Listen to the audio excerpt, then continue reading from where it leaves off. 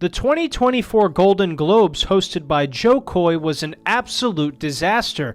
Yo, I got the gig 10 days ago. You want a perfect monologue? Yo, shut up. I wrote some of these, and they're the ones you're laughing at. Look. Joe Coy stressed how hard it was for a stand-up comic to be tasked to host a major award show just 10 days before. And perform for the most self-absorbed people in the planet. Since you probably had better things to do that night, I'm going to tell you exactly why it sucked. On January 7th, 2024, the 81st Golden Globe Awards ceremony took place. I had to look this up on Google because I, probably like most of you, had absolutely no idea this event even took place. However, one of the main reasons people have attributed to the event being a complete and utter disaster was the monologue by Joe Coy. A lot of people have publicly commented about how Joe Coy's monologue was incredibly awkward and brutal to watch. But was it entirely his fault? Did Joe Coy completely miss the mark with every single one of his jokes, or did he just have a bad set? To begin with, there were no comedians waiting in line to host the Golden Globes. According to Howard Stern, Joe Coy took his job to host the show on 10 days' notice because a plethora of high-profile comedians, when asked if they'd like the hosting spot, vehemently opposed the offer. Check this out. Nobody wanted to host this thing. Bunch of high-profile comedians reportedly turned down the gig, including Chris Rock. Finally, everyone's getting smart. Those shows are fucking difficult to do. You know, Which and if you Joe Coy apparently found out. So all these comedians rejected the position to host the show, but none of this makes sense. Why on earth would a comedian in their right mind say no to hosting an award show where the audience is a bunch of out-of-touch retards who live in LA and are paid millions of dollars to say lines that someone else wrote for them and think the world would be better if everyone did more yoga on the beach? Alright, I'll take it easy and stop being a douche for a second. This is probably a tough audience for most comedians no matter who you are. You're trying to make jokes about people who for the most part take themselves way too seriously, so it makes perfect sense that nobody else wanted to take the gig. One of the biggest points of controversy that a lot of people were upset about was the joke that Joe Coy made about Taylor Swift, or as I like to call her, Andrew Tate for women. I'll show you guys the joke he made towards her and how she reacted to it. The big difference between the Golden Globes and the NFL, on the Golden Globes, we have fewer camera shots of Taylor Swift. I swear. There's just more to go to here.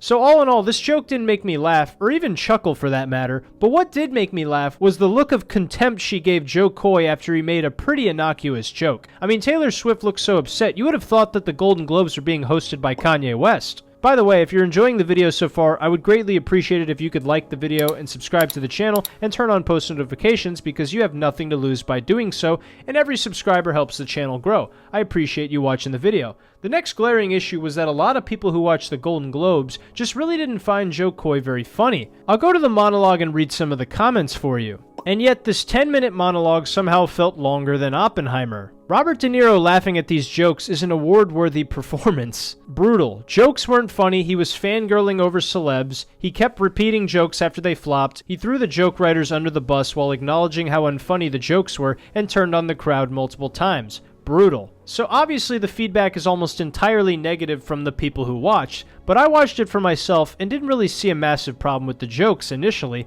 I thought he was doing fine for a bit, but then he made a joke about Barbie that seemed to just completely tank his momentum and lose the crowd. I'll show you the joke and how the audience reacted to it. Oppenheimer is based on a 721-page Pulitzer Prize-winning book about the Manhattan Project. And Barbie is on a plastic doll with big boobies. I watched Barbie, I loved it, I really did love it. So you could immediately hear them tense up and not react well to this joke, and instead of basking in the discomfort, Joe tries to save face by saying how much he enjoyed the movie right after the joke bombed. Some comedians would lean into this discomfort and use it as a way to stand by their joke. For example, well, John has a reputation for being a bit of a swinger. Did you know instead of an umbilical cord, John was born with a bungee cord? Ladies and gentlemen, this man is for the birds. But obviously not every comedian is the same way though. Joe, at least in my interpretation, seems to kind of seek the approval of the celebrities he's trying to make fun of. This was when things got a lot harder for Joe on stage, but he soldiered on anyway, and I respect that. He did make a few jokes about how he had only 10 days to write, and he also blamed some of his writers, and a lot of people didn't like that. I will say though, I don't think Joe Coy is to blame here. Say what you want about Joe Coy, but the guy has over 1 million subscribers on YouTube and a huge fan base of comedy fans who consistently buy tickets to see him live, so he obviously understands how to entertain enough to where he built a following that will consistently buy tickets. I really just think in the end, he wasn't set up for success. He only had 10 days to prepare, the audience is a pretty difficult group to make laugh, and his style just didn't seem to be cohesive with the format of the Golden Globes. I mentioned how Joe seems to be fangirling over some of the celebrities, and this is the complete opposite of probably the most infamous host of the Golden Globes, Ricky Gervais. Ricky has hosted the Golden Globes many times, and the most regular viewers saw him as the perfect fit because of his seemingly indifferent attitude towards the approval of celebrities. Spoiler alert, season 2 is on the way, so in the end, he obviously didn't kill himself. Just like Jeffrey Epstein. Shut up! I know he's your friend, but I don't care. Ricky has gone on the record to say that he literally does not care what the audience in front of him thinks at the Golden Globes, and that the real people he's performing for are the people tuning in at home. It's just so as people say, oh, like the Golden Globes, do you get nervous? Are you worried about what people think? You're worried about the backlash? You're worried about, and I'm not worried about any of those things. I'm not worried about whether people like the joke or not, whether people hate it, whether the press hate it. I'm worried about delivering the jokes correctly. Yeah. That's all I worry about. It's like taking a penalty. If you score, it doesn't matter what they think of your run-up or the... You know what I mean? Yeah. You scored. So as long as I deliver the joke well, I don't care whether people hate it or gasp or get offended or anything. But you want to do a good job.